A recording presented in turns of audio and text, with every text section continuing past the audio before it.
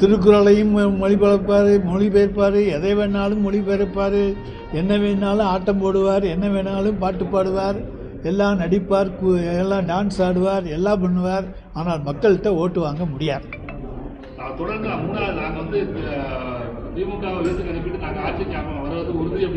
Sir, தேர்தல் நிற்கிற ஒரு சுயேட்சை கூட நான் ஜெயிப்பேன்னு தான் சார் சொல்கிறேன். 5 ஓட்டு கூட வாங்க முடியாதவே நான் ஜெயிக்க போகிறேன்னு தான் சொல்கிறேன். ரிசல்ட் வர்ற அன்னைக்கு தானே தெரியும் அவனுடைய நிலைமை. அதை போல தான் இவங்களுடைய நிலைமையை ரிசல்ட் வர்ற அன்னைக்கு பார்த்துக்கோங்க. திமுக காங்கிரஸ் ஒரு இணக்கமான போக்கு இல்லாமல் நிலையில தொடர்ந்து போயிட்டு இருக்கு. அவங்க அதாவது பத்திரிகையாளர்கள் தான் இணக்கமில்லாத போக்குன்னு சொல்லிட்டு இருக்கீங்களே தவிர, நாங்கள் குழு அமைத்து விடுவோம், உடனே பேச்சுவார்த்தை நடக்கும் என்று எங்களுடைய முதலமைச்சர் சொல்லியிருக்கிறார். சார், சில பேர் அங்கே இருக்கிறவங்க பேசிட்டு தான் இருப்பாங்க. வெளியே போகணும்னு நினைக்கிறவனும் பேசலாம், அல்லது குட்டிக்கால்டா பண்ணணும்னு நினைக்கிறவனும் பேசலாம். ஆனால் எங்களுடைய கூட்டணியிலிருந்து நாங்கள் யாரையும் விடுவதாக இல்லை. யாரும் போக மாட்டாங்க. அவங்க எங்களோடு இருந்தால்தான் அவர்களுக்கு வெற்றி என்பது அவர்களுக்கு நன்றாக தெரியும். வேறு எங்கே போனாலும் யாருக்கும் எந்த சீட்டும் கிடைக்காதுன்னு அவங்களுக்கு தெரியும். அது எங்களுடைய தலைமையை பொறுத்தது. அதாவது எடப்பாடி பழனிசாமி தன்னுடைய தோல்வியை ஒப்புக்கொண்டு விட்டார் என்று நான் பார்க்கிறேன்.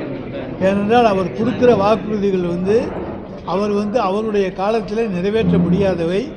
அவை நிறைவேற்ற முடியாது என்று சொன்ன வாக்குறுதிகளை அவர் இப்பொழுது திரும்ப திரும்ப சொல்லிக் கொண்டிருக்கின்றார். இன்றைக்கு மகளிருக்கு 2000 ரூபாய் சொல்லியிருக்கார். அன்றைக்கு மாண்புமிகு தமிழ்நாடு முதலமைச்சர் தலைவர் தளபதி அவர்கள் அன்றைக்கு 1000 ரூபாய் மகளிருக்கு உரிமைத் தொகை வழங்கப்படும் என்று சொன்ன நேரத்தில் என்ன சொன்னார்? மகளிருக்கு ஏமாற்ற பார்க்கிறார், சின்ன குழந்தைகளுக்கு மிட்டாய் கொடுத்து ஏமாற்றுவதைப் போல ஏமாற்ற பார்க்கிறார்.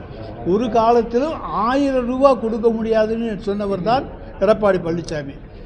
அதே போல் இன்னொன்று எடுத்துக்கொண்டீங்கன்னா, கட்டணம் இல்லாத பேருந்து இன்றைக்கி அவர் சொல்லியிருக்கார் ஆண்களுக்கு தரப்போறேன்னு சொல்லி. அன்றைக்கு பெண்களுக்கு கட்டணம் இல்லாத பேருந்து என்று சொன்னவுடன் எப்படி சாத்தியம்?